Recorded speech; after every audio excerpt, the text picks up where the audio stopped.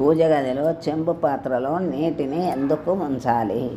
పూజ గదిలో చెంబు పాత్రలో తీర్థం ఉంచటం చేస్తూ ఉంటాం. సాధారణంగా పూజ గదిలో చెంబు లేదా మట్టి పాత్రలో నీటిని ఉంచటం చెయ్యొచ్చు. ఇలా నీటిని ఉంచి ప్రార్థించటం ద్వారా సర్వదేవతలు సంతృప్తి చెందుతారని విశ్వాసం. మహానైవేద్యం కంటే నీటిని ఉంచి పూజించటం ద్వారా దేవతలు సంతృప్తి చెందటంతో పాటు కోరిన వరాలు ఇస్తారని ఆధ్యాత్మిక పండితులు అంటున్నారు.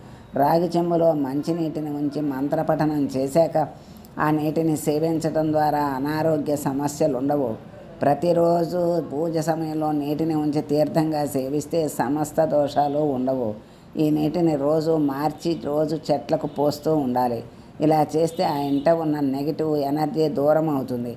అలాగే పూజ చేసేటప్పుడు గంట మోగించడం కూడా దుష్ట శక్తులను, ప్రతికూల శక్తులను పారద్రోలేందుకేనని ఆధ్యాత్మిక పండితులు అంటున్నారు. అలాగే పూజ సమయంలో ప్రకృతిని, పంచభూతాలను ఆరాధించడం ద్వారా ప్రతికూల శక్తులతో ఇబ్బందులు ఉండవు.